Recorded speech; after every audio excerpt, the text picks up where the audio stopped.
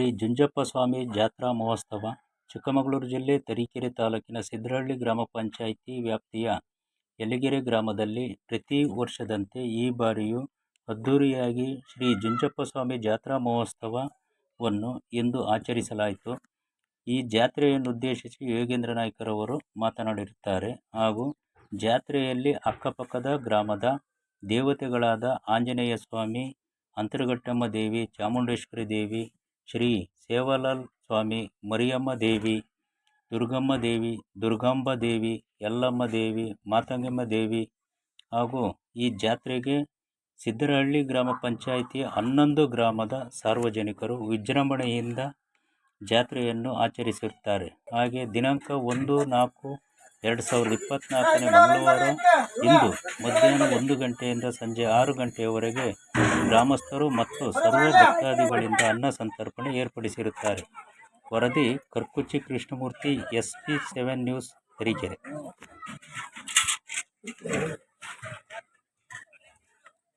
ಆಂಜನೇಯ ಸ್ವಾಮಿ ಜೊತೆಗೆ ನಮ್ಮ ಜುಂಜಪ್ಪ ಸ್ವಾಮಿಯ ಇದೊಂದು ಕಾರ್ಯಕ್ರಮವನ್ನು ಇಲ್ಲಿ ಹಮ್ಮಿಕೊಂಡು ಯಲಿಗೆರೆ ಗ್ರಾಮದಲ್ಲಿ ನೆರವೇರಿಸ್ತಾರೆ. ಇದು ಸುಮಾರು ವರ್ಷದಿಂದ ನಡ್ಕೊಂಡು ಬಂದಿರ್ತಕ್ಕಂಥ ಪದ್ಧತಿ.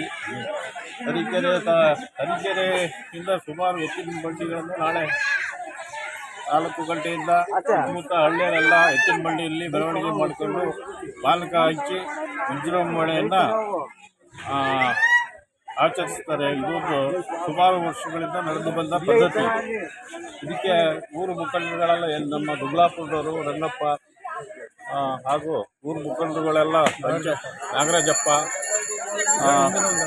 ನಮ್ಮೂರು ಜಗದೀಶು, ಡಿಜೇಂದ್ರ ಎಲ್ಲ ನಮ್ಮ ಮತ್ತೆ ಮಾಯಣ್ಣ, ಯೋಗೇಂದ್ರ ನಾಯ್ಕು ಎಲ್ಲ ಸೇರಿ ಊರು ಮುಖಂಡರುಗಳೆಲ್ಲ, ಪಂಚಾಯತಿ ಮೆಂಬರ್ಗಳು, ಸದಸ್ಯರು, ಅಧ್ಯಕ್ಷರೆಲ್ಲ ಸೇರಿ, ಅಪ್ಪಾಜಿಗಳು ಎಲ್ಲ ಸೇರಿಕೊಂಡು ಈಗ ಯಶಸ್ವಿಯಾಗಿ ಜಾತ್ರೆಯನ್ನು ನಡೆಸ್ಕೊಂಡು ಹೋಗ್ತಾ ಇದ್ದೀವಿ.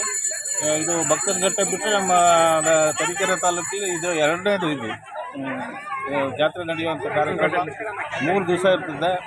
1ನೇ ದಿವಸ ಸೋಮವಾರ ದೇವರು ಬರ್ತದೆ, ಮಂಗಳವಾರ ಅನ್ನ ಸಂತರ್ಪಣೆ, ಬುಧವಾರ ಜಾತ್ರೆ ಕಾರ್ಯಕ್ರಮ, ಪಾನಕದ ಬಂಡಿ ಹಾಗೂ ಊರ ಭಾರಿ ಭಕ್ತಾದಿಗಳು ನಾಳೆ ಬಂದು ಇಲ್ಲಿ ಜಾತ್ರೆ ಕಾರ್ಯಕ್ರಮದಲ್ಲಿ ಪಾಲ್ಗೊಳ್ತಾರೆ, ಯಶಸ್ವಿಯಾಗಿ ನಡೆಸ್ಕೊಳ್ತಾರೆ. ಇಷ್ಟು ಹೇಳಿ ನನ್ನ ಮಾತನ್ನು ಮುಗಿಸ್ತೀನಿ.